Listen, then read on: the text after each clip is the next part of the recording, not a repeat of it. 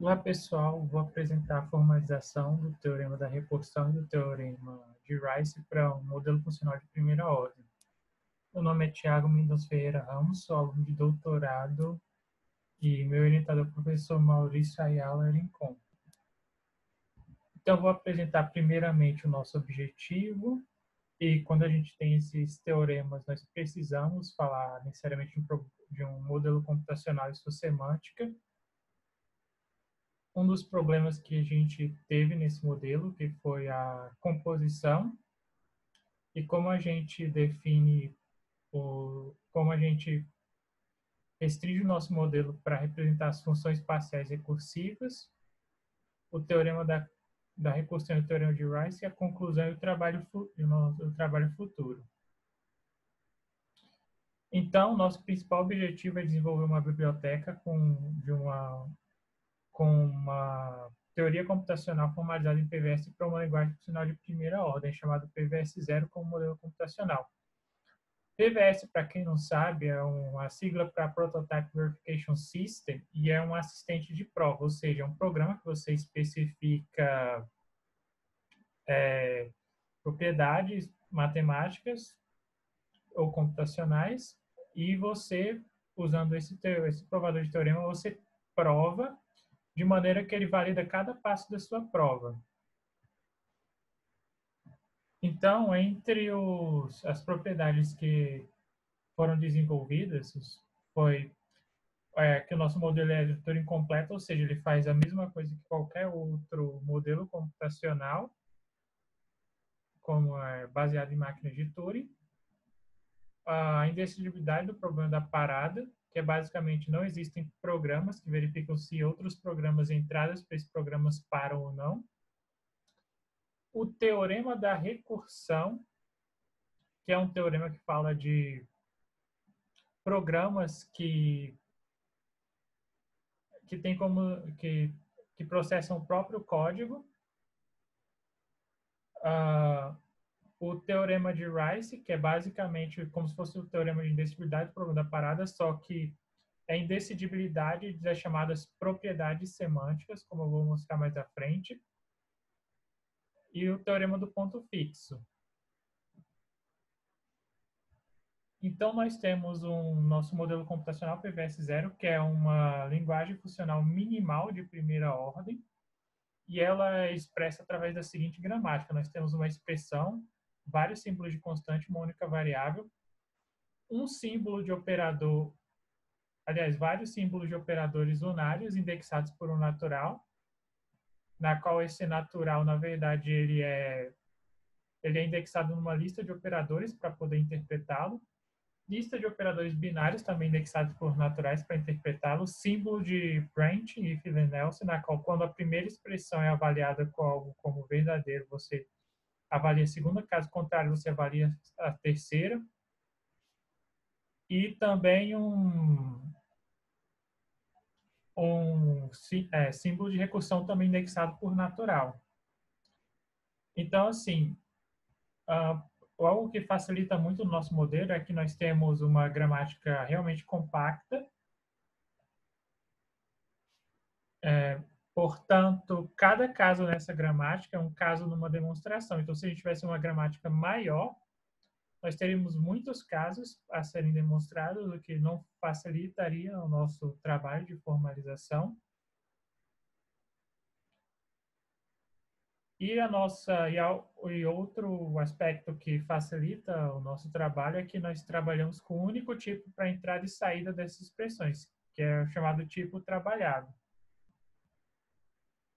Então, aqui nós temos um exemplo de uma PVSL expressão na qual nós temos um símbolo de Branch e Philly-Nelson, operador unário indexado por 0 sobre uma variável, um símbolo de constante, operador binário indexado por 0, recursão, operador unário e variáveis. Então, nós temos o chamado Multiple Function PVS Model. Por que Multiple Function? Antes nós tínhamos o Single Function, ou seja, antes esse símbolo de recursão era apenas, nós tínhamos um único símbolo de recursão. Isso dificultava um pouco na hora de você demonstrar o teorema de Rice, porque no teorema de Rice você precisa compor. E com um único símbolo de função não existe uma maneira expressa de como você pode compor. Então, o nosso truque foi adicionar este natural aqui para representar vários símbolos de funções ocorrendo.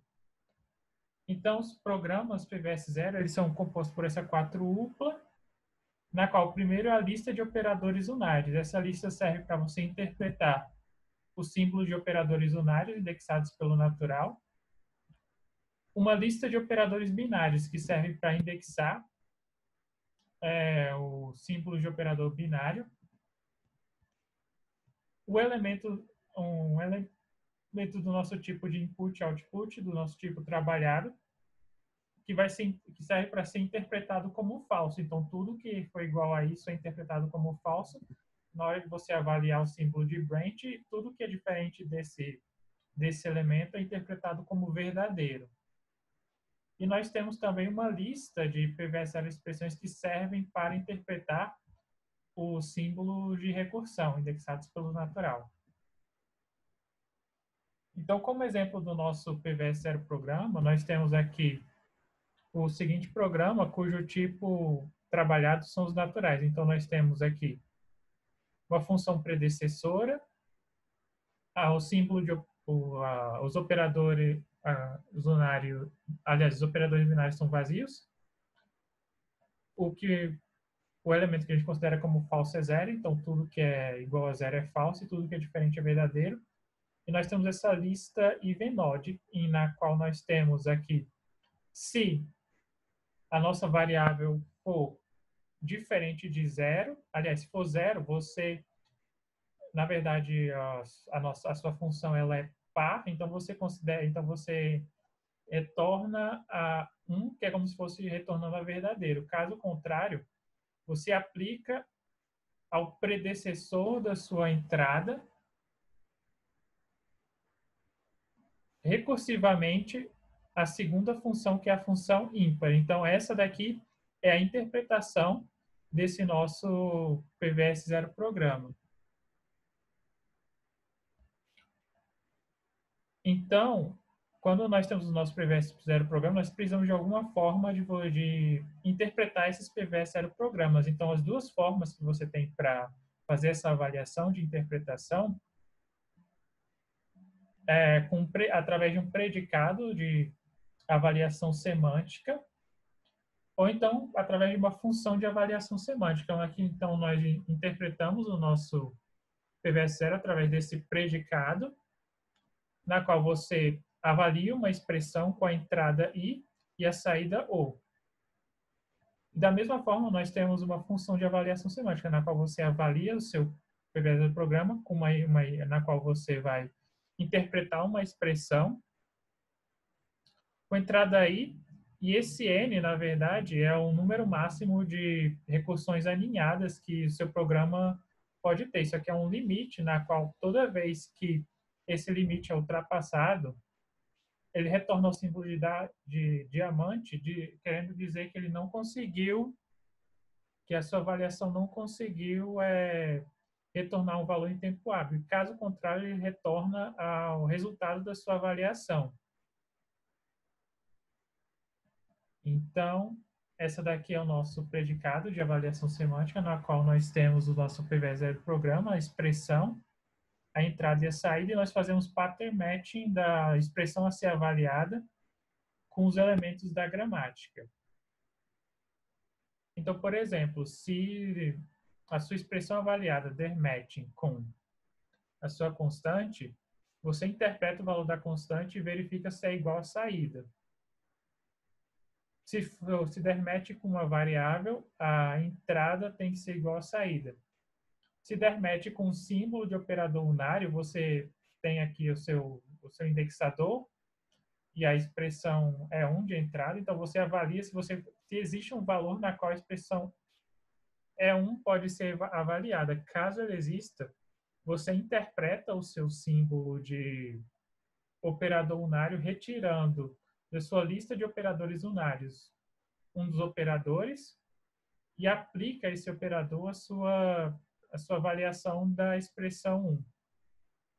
De forma semelhante, nós interpretamos o símbolo de operador binário, na qual você verifica se existem valores nas quais você consegue avaliar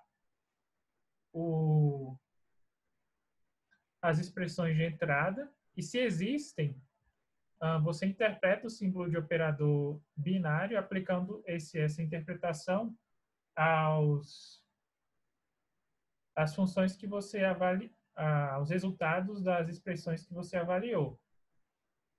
De forma muito semelhante, ocorre com o símbolo de recursão, na qual você avalia se existe um valor de entrada, na qual você consegue avaliar a expressão de entrada, e caso exista, o que acontece? Você avalia um dos elementos da lista de operadores recursivos, na qual o valor de entrada é o valor da avaliação da expressão de entrada e a saída vai ser a saída que você deseja. E você também tem o símbolo de branching, na qual você avalia a primeira expressão, verificando se existe o valor e se o valor de saída dessa primeira expressão ela é diferente do elemento que você considera como falso. Se for diferente, ele significa que ele retorna a verdadeiro e você avalia a expressão 2. Caso contrário, significa que a sua avaliação retornou a falso e você avalia a terceira expressão. De maneira semelhante, nós temos o símbolo de...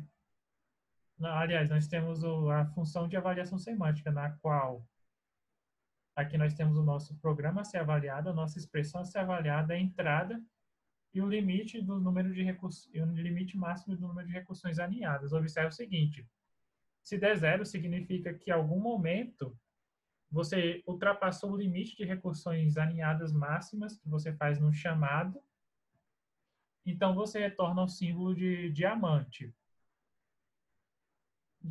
E observe o seguinte: toda vez no código que a avaliação de uma subexpressão retorna um símbolo de diamante, significa que você ultrapassou o limite de recursões, de um número de recursões alinhadas, o número de recursões alinhadas foi ultrapassado, e você também retorna o símbolo de diamante. Aqui é basicamente uma interpretação funcional para o predicado que a gente definiu anteriormente. Mas, assim, observe que você tem esse N. Esse N ele é constante em cada avaliação, exceto quando você vai fazer uma avaliação recursiva. Toda vez que você faz uma avaliação recursiva, você decrementa 1, indicando que você já passou por um passo recursivo. E por que a gente precisa deste natural, que é o número de recursões alinhadas? A gente precisa porque quando você define uma função recursiva em PVS, você tem que provar propriedades como terminalidade. E como você faz? Você toma os elementos de entrada da sua função e verifica se, de certa forma, os elementos de entrada em cada chamado recursivo ele decrementa. Então, observe o seguinte: cada vez que você faz um chamado recursivo dessa função x, você toma uma subexpressão da expressão na qual você faz o pattern matching, ou quando você não toma a expressão, você simplesmente decrementa o número de recursões alinhadas que você definiu. Então, com isso você consegue demonstrar que cada passo os argumentos de certa forma decrescem, e se eles decrescem, em algum momento você vai atingir, ou aqui você atinge 0, ou aqui você atinge ou dentro da sua, ou você n atinge 0, ou aqui você atinge uma expressão mínima. Então, de certa forma, você termina. Então, o que acontece? Um dos problemas da nossa formalização é que a PVS, a linguagem, a parte funcional de PVS, você pode definir funções não computáveis. E se você definir funções não computáveis, você facilmente pode resolver o problema de indescritibilidade do problema da parada, usando seus PV0 programas, ou o teorema de Rice, que também é um teorema de indescritibilidade. Então, então, como nós resolvemos isso? Nós restringimos os PV0 dos programas como do tipo parcial recursivo. Então, na verdade, a gente define a classe das funções parciais recursivas da seguinte forma. Nós restringimos, fixamos a lista de operadores unários e binários e o tipo trabalhado como natural. Essa lista de operadores e esse tipo trabalhado são passados como os parâmetros da teoria que nós queremos provar. E todos os índices das recursões em PVS0 dos programas, elas devem ser válidas. E se o PVS0 programa for terminante parcial recursivo, ele também é dito do tipo computável. Então, um dos problemas, como eu falei, que a gente teve dentro da nossa teoria, é que nós precisávamos compor para poder fazer as formalizações, que foi um outro problema. Então, a gente compõe, na verdade, usando uma função beta-n que toma uma expressão e soma n a cada índice recursivo. E com isso a gente consegue compor desta forma. Então, aqui nós temos, por exemplo, a função f e a função g, na qual o que acontece? Nós chamamos recursivamente a primeira expressão, que faz referência à função ao programa f, aplicado a chamar recursivamente uma expressão, a primeira expressão do programa G, aplicada à sua entrada. Então, com isso, você consegue compor. Uma das propriedades que a gente teve que provar do nosso modelo é que ela é Turing completa, ou seja, com ela você consegue fazer o que qualquer outra linguagem de programação faz. Ou, assim, de maneira mais definicional, qualquer coisa que uma máquina de Turing faz. Então, o que acontece?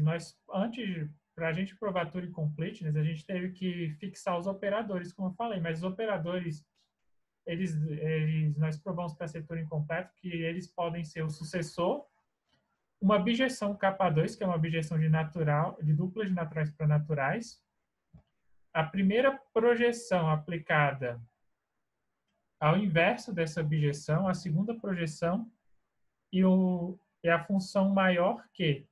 Então, nós provamos que se a gente tem essas funções dentro dos nossos operadores unários e binários, o nosso modelo é Turing completo. Então, como nós formalizamos isso? Na verdade, nós formalizamos que nós podemos implementar as chamadas funções recursivas parciais. Então, se você consegue implementar a função constante, a função sucessor, a função projeção, e você consegue provar que dois programas você consegue compor, dois ou mais programas você consegue compor, você consegue minimizar e também você consegue recorrência primitiva de dois PVS0 programas, você tem que seu modelo é Turing completo. Sucessor e projeção, elas vêm, aliás, sucessor e constante, elas vêm de graça porque você consegue de maneira fácil criar uma função constante e por um dos operadores unários ser sucessão, você consegue também implementar sucessor. Então, as partes mais complicadas foram projeção, composição, minimização e recorrência primitiva. Então, por exemplo, o que seria projeção? Você tem uma MUPA e você quer apenas um destes elementos. Então, você simplesmente retorna esse elemento. E por que essa parte não foi complexa? Porque, se você observar, o nosso tipo de entrada e saída são os naturais. Então, você não tem MIPA, você tem naturais. Então, você tem que simular, usando cada natural, simular, você tem que transformar esse natural em MU+ para poder projetar um elemento. Da mesma forma, composição. Da mesma forma, ocorre com composição. Quando você tem composição, você não compõe só duas funções, você compõe uma função com uma família de funções, internalizando cada uma das funções dessa família. Então, aqui como você tem MU+, você tem que, de certa forma, compactar todos esses naturais de retorno dessa família de funções num único natural. Então, essa foi uma das dificuldades. Nós temos minimização, na qual você tem um programa e você aplica esse programa a certos valores, que é igual a um determinado chamado z, quando para esse z aplicado a essa função que nós queremos minimizar dá zero, e todos os elementos menores que z dão zero e estão definidos.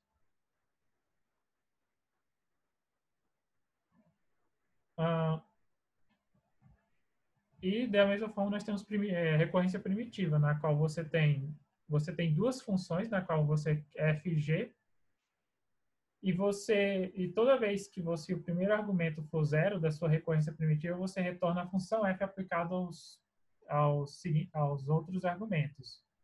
E caso contrário, caso for diferente de zero, você, de certa forma, simula a sua recorrência dessa seguinte forma. Então, o que acontece? Como nós temos, como o nosso tipo de entrada e saída são naturais, mas nós temos, na verdade, nós queremos que, na verdade, as entradas sejam programas e as saídas sejam sim ou não, nós representamos os nossos programas parciais recursivos através de natural, usando uma função injetiva KL. Essa técnica de você transformar programas ou qualquer outra estrutura como fórmulas lógicas em naturais é chamada de godelização. E esse natural, que representa o programa, ele é chamado número de Gödel do programa. E por que você consegue fazer escrever esse tipo de estrutura? Porque cada PVS zero expressão, ela é contável. Então, os PV0 programas são contáveis. Então, como você implementa essa função da maneira inversa? Então, você associa cada natural a uma lista de naturais. Talvez seja um ótimo exercício de programação vocês tentarem algum dia associar um natural a uma lista de natural de tal forma que duas listas diferentes produzem naturais diferentes, ou cada natural diferente produz listas diferentes. E que todas as listas de todos os naturais tenham um correspondente.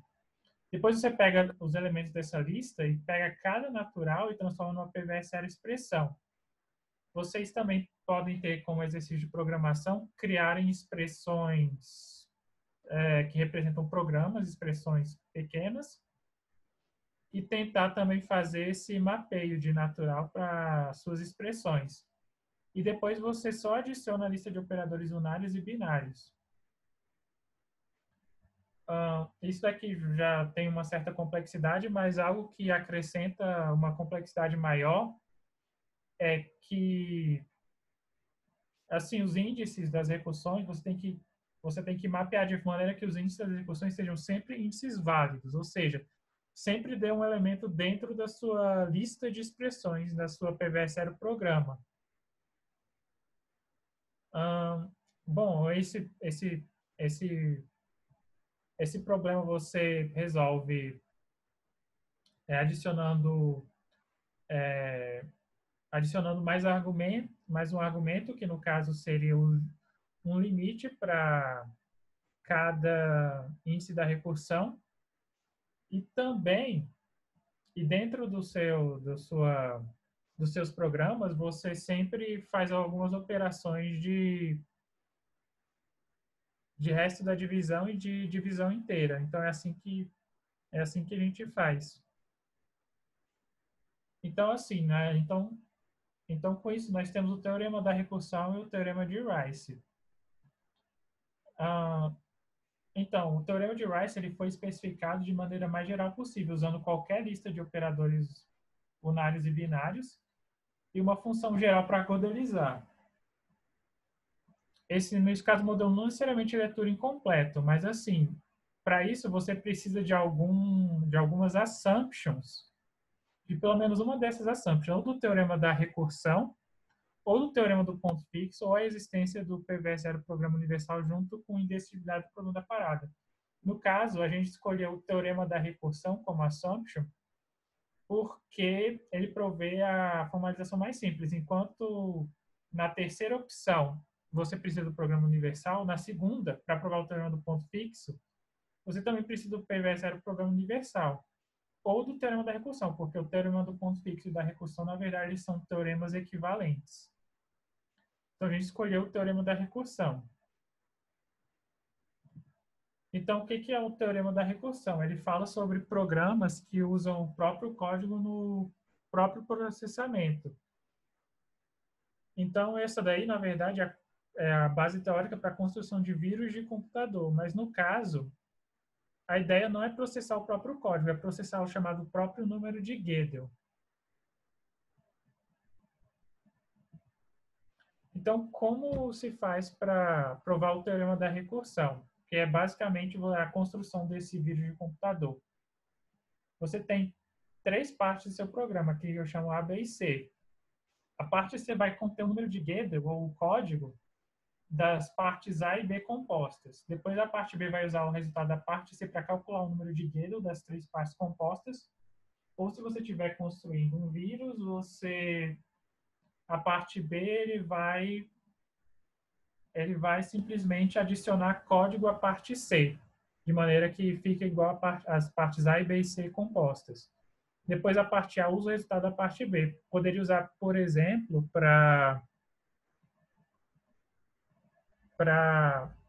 pegar o código total e dar uma melhora, como se o programa estivesse evoluindo, sabe? Então, quais foram as principais dificuldades? Bom, nós usamos os operadores básicos do que a gente provou Turing completo, aqueles. E nesses operadores básicos nós não temos nem multiplicação, nem soma, nem subtração. Então nós precisávamos, usando os operadores básicos, implementar. Uma outra dificuldade é que, assim, como a gente está falando de número de Gödel, nós precisamos de uma objeção de lista de naturais para naturais, como eu expliquei como é que a gente constrói uma godelização. Mas, assim, essa função, ela tornaria muito mais complicada você construir o vírus. Então, a gente teve que redesenhar e adaptar essa função para adaptar a nossa formalização. Se a gente usasse do jeito que estava, nós precisaríamos utilizar operadores de pilha, nós precisaríamos também de operadores que retiram todos os elementos de topo de uma pilha, deixando o último elemento e reorganizar essa pilha, o que tornaria difícil a nossa formalização. Então, agora eu vou falar sobre os predicados semânticos, que é basicamente sobre o que fala o teorema de Rice. Então, seja P um predicado sobre os parciais recursivos. Predicados também podem ser vistos como conjuntos. Assim, se dois programas parciais recursivos executam a mesma função, então esse predicado ele é um predicado semântico quando ambas as funções estão dentro de P, se elas executam a mesma função, ou ambos estão fora de P. Então, exemplo de predicados semânticos: terminação. Se dois programas fazem a mesma coisa, ou ambos terminam, ou ambos não terminam. Autorreplicação também. Se dois programas fazem a mesma coisa, ou ambos se autorreplicam, ou não. E da mesma forma, identidade. Se dois programas fazem a mesma coisa, ou ambos vão retornar ao próprio valor de entrada, ou nenhum deles vai retornar. Da mesma forma, nós temos exemplos de predicados não semânticos. Por exemplo, tamanho de código. Se dois programas fazem a mesma coisa, não necessariamente eles têm o mesmo programa de códigos. Se dois programas fazem a mesma coisa, também não necessariamente você vai ter instruções branch, if then else, nos dois. E se dois programas fazem a mesma coisa, ou ambos executam mais de 100 passos, dado uma entrada ao... Aliás, não necessariamente os dois. Um deles pode fazer e o outro não. Então, aqui eu explico o que é o teorema de Rice. Basicamente, você não tem um programa que responde sim ou não se outro programa ele pertence a um determinado conjunto, que é chamado de propriedade semântica. Exceto se esse conjunto for o conjunto de todos os programas ou o conjunto vazio. Então, como é que a gente formaliza isso? Seja pelo seu predicado semântico que ele é não vazio, então ele não é o conjunto de todos os programas. Então, o que vai acontecer? Você tem um programa que é chamado Pzinho, que é um elemento de P, e você também tem outro programa NP que não é um elemento que está em P. Então, você, tendo o teorema da recursão, que está aqui, você pode supor que existe um decisor na qual ele decide essa propriedade semântica P. Então, o que acontece? Você constrói um PVSL programa, como está descrito neste desenho, na qual você toma o decisor que você supôs a existência, que é um decisor computável, ou seja, terminante parcial recursivo, na qual ele pega o próprio número de Gödel da própria estrutura que você construiu. É para isso que você usa o teorema da recursão, para poder usar isso, o número de Gödel da sua estrutura no próprio processamento. Aí ele verifica se esse número de Gödel é de um programa que ou ele está dentro de P, e caso ele esteja, ele vai se comportar como se não estivesse, gerando uma contradição, e caso ele não esteja dentro de P, ele vai se comportar como se tivesse. Com isso você tem uma contradição, e com isso esse decisor ele não existe.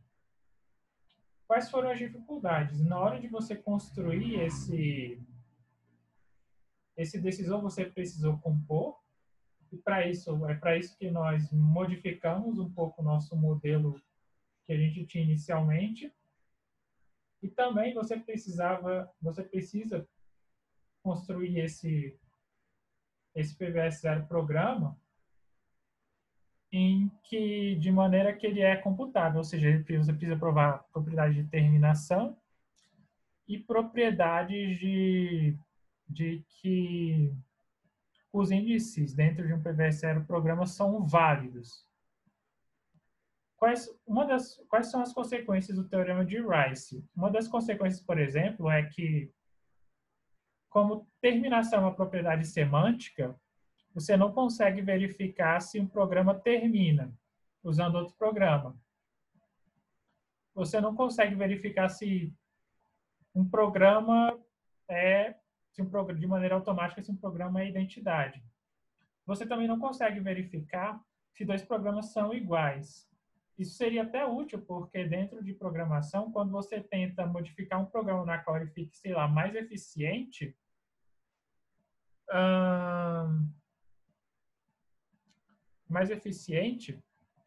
você não consegue verificar de maneira automática se seu programa está fazendo a mesma coisa que o outro. Então, como conclusão, nós temos que o teorema de Rice pode ser uma consequência do teorema da recursão, do teorema do ponto fixo ou do routing problem com PVS era o programa universal.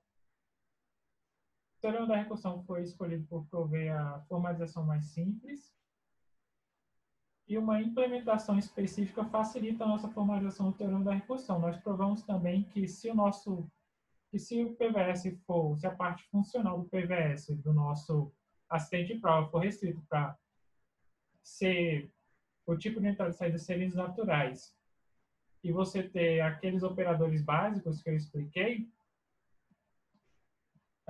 então você tem como consequência que você não consegue decidir propriedades semânticas. Então, outros objetivos é a indecidibilidade do problema de post, da correspondência do problema de post, indecidibilidade do problema da palavra, que é basicamente se, através de regras de reescrita, duas palavras podem ser reescritas uma na outra. Isso não é possível porque você reduz isso ao problema da parada de máquina de Turing.